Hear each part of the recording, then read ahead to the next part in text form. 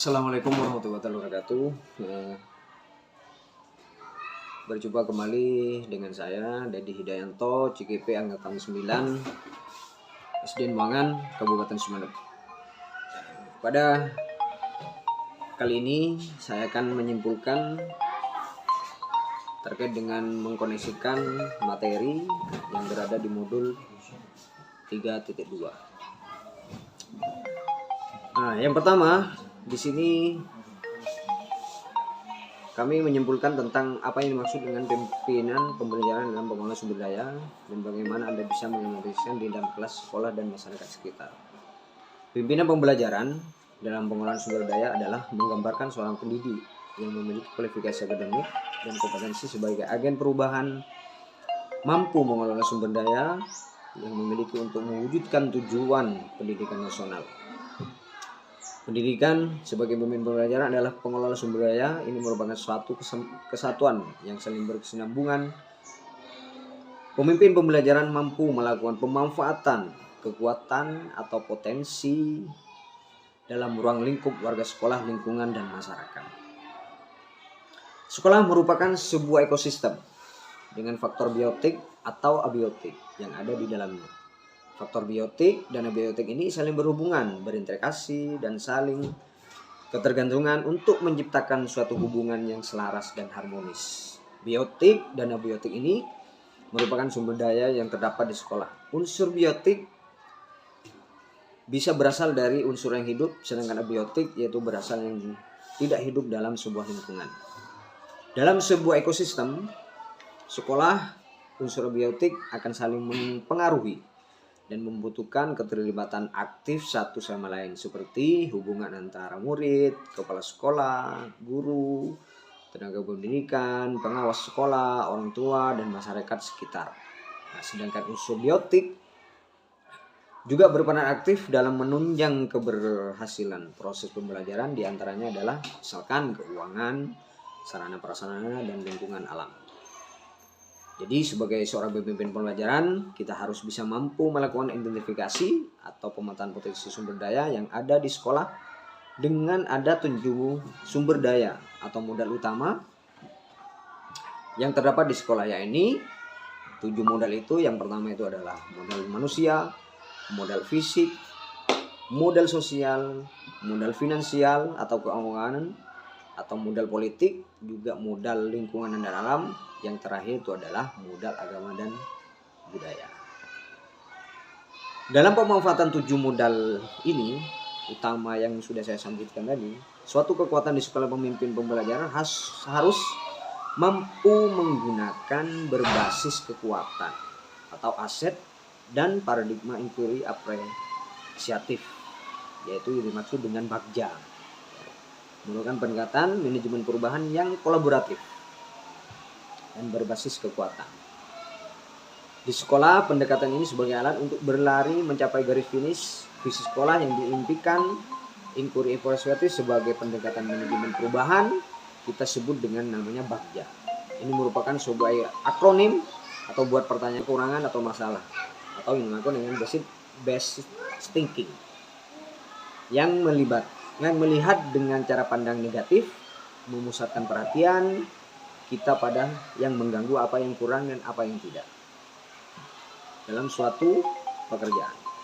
Kedua, yaitu pendekatan berbasis aset atau asset based thinking, adalah memusatkan pikiran dan kekuatan positif pada apa yang bekerja dan menjadi inspirasi yang menjadi kekuatan atau potensi yang positif. Terus dari kesimpulan di koneksi materi pada kali ini, yang kedua yaitu terkait dengan masalah mengimplementasikan pemimpin pembelajaran dalam pengelolaan sumber daya di dalam kelas, sekolah, dan masyarakat dan sekitar sekolah. Di kelas dan di sekolah, saya memanfaatkan model aset kekuatan sekolah untuk menunjang keberhasilan melakukan suatu proses dan pengembangan diri. Saya juga memanfaatkan semua unsur-unsur sumber daya yang dimiliki oleh sekolah sebagai suatu kekuatan aset untuk melakukan kegiatan pembelajaran di kelas yang berpusat pada murid tentunya. Seperti itu.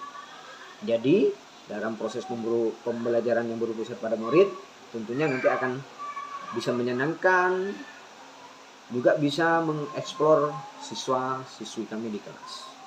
Sebagai pemimpin pembelajaran yang mengolah sumber daya, ada sebagai kekuatan untuk merangsang pertumbuhan dan perkembangan murid demi terwujudnya yang namanya profil pelajar Pancasila. Demikian pula untuk masyarakat sekitar. Masyarakat sekitar merupakan suatu kekuatan yang dapat dijadikan bukan hanya sebagai sumber autentik kontekstual pembelajaran, namun sekaligus sebagai mitra sekolah dan melakukan perubahan dan inovasi wujudnya visi misi sekolah.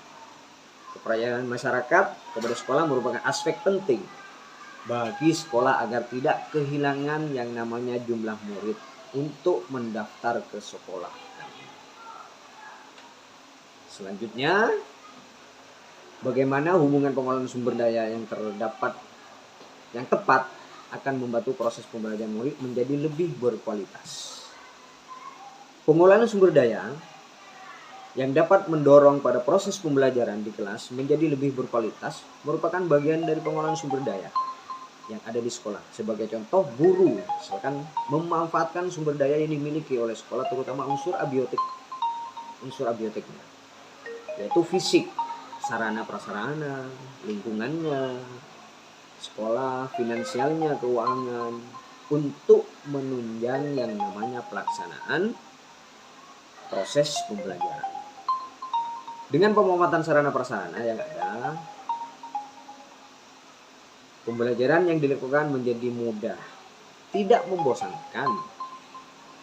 Oleh murid pun ikut senang dan bahagia karena pembelajaran tidak membosankan. Selain itu, pemanfaatan sumber daya tersebut untuk mengembangkan diri guru. Mengembangkan diri dapat mewujudkan dengan mengikuti berbagai diklat. Contohnya sekarang di PMM sudah banyak. Terus akan berdampak pada keterampilan guru juga dalam melakukan pembelajaran di kelas menjadi lebih baik, mampu meningkatkan motivasi, semangat belajar bagi murid dan meningkatkan kualitas pembelajaran. Dengan pengembangan diri guru akan mampu menyesuaikan diri dengan berkembangnya zaman. Akan mampu menyesuaikan diri dengan mentransfer ke knowledge kepada murid melalui pembelajaran yang berpusat pada murid. Lingkungan sekolah juga merupakan tempat belajar untuk atau sebagai sumber pembelajaran yang otentik dan relevan dengan kodrat alam dan zamannya. Pemanfaatan lingkungan untuk sekolah menunjang pelaksanaan pembelajaran sesuai dengan kebutuhan murid. Lingkungan sekitar juga merupakan manfaat sebagai tempat pelaksanaan pembelajaran di luar kelas.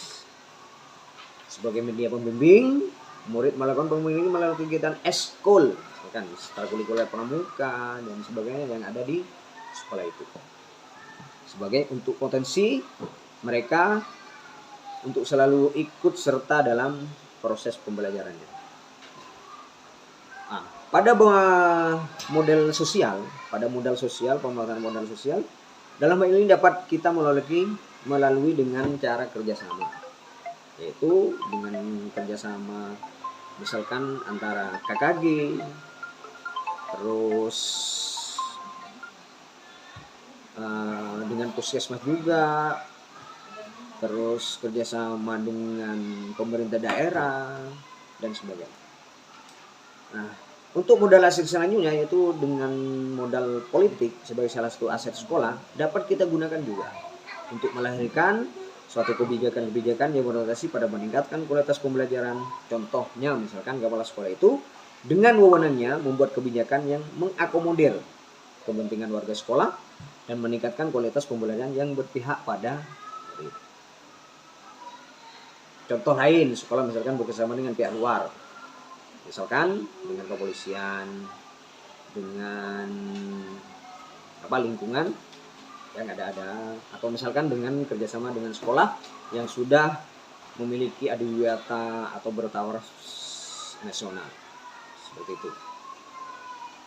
Nah, selanjutnya terkait dengan modal aset yang selanjutnya yaitu terkait dengan modal aset agama dan modal budaya. Ini juga bisa membantu proses pembelajaran menjadi lebih berkualitas lagi. Dengan adanya warga sekolah, lingkungan religius, adanya tokoh masyarakat atau agama, baik di lingkungan maupun lingkungan sekitar yang terlibat aktif dalam komunikasi keagamaan dan budaya daerah setempat di daerah sekolah. Misalkan sekolah juga bisa menyelenggarakan keagamaan dan budaya, atau misalkan melaksanakan hari-hari besar, contoh misalkan Isra Mi'raj, Maulid Nabi dan sebagainya. Seperti itu. Yang selanjutnya terkait dengan modal, yang terakhir itu adalah modal finansial atau dukungan keuangan.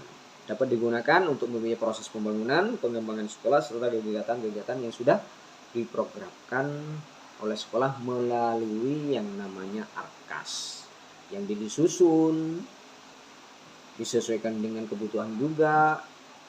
Nah, modal finansial ini atau keuangan itu contohnya misalkan termasuk daripada dana BOS atau bantuan dari orang tua. Ya. Atau misalkan kalau kita nanti bisa mengembangkan dari sponsor juga. Itu kita dapat wujudkan untuk proses pembelajaran menjadi lebih berkualitas.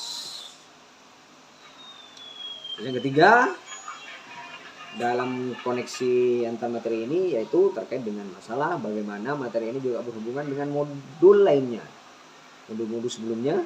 Nah, di sini keterkaitan modul 3.2 ini kayaknya saling berkaitan antara dengan modul 1.1 yaitu filosofi pendidikan Ki Hajar Dewantara. Sesuai dengan filosofi tersebut, tentang pendidikan adalah ibarat seorang petani, maka sekolah dan segala aset yang dimiliki merupakan tanah tempat bercocok tanam, sehingga guru harus mengusahakan tanah itu tetap terawat subur.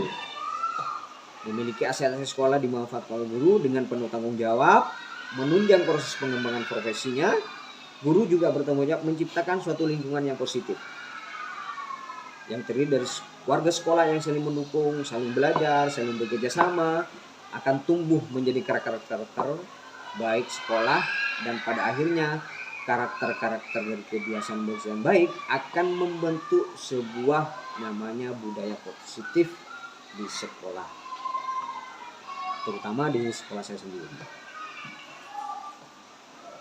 Ki Hajar Dewantara melalui filosofinya juga mengungkapkan bahwa pendidikan merupakan kegiatan menuntun segala kekuatan kodrat pada anak-anak agar mereka mencapai keselamatan, kebahagiaan yang setinggi-tingginya baik sebagai manusia maupun sebagai anggota masyarakat. Pemanfaatan aset yang dimiliki oleh seorang guru sebagai pemimpin pembelajaran menjadi daya dukung yang besar dalam melakukan suatu proses pembelajaran yang menyenangkan, berpihak pada murid, sehingga potensi murid yang berbeda-beda makin tergali potensi.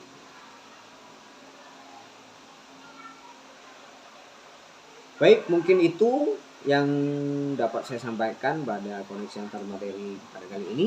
Kurang dan lebihnya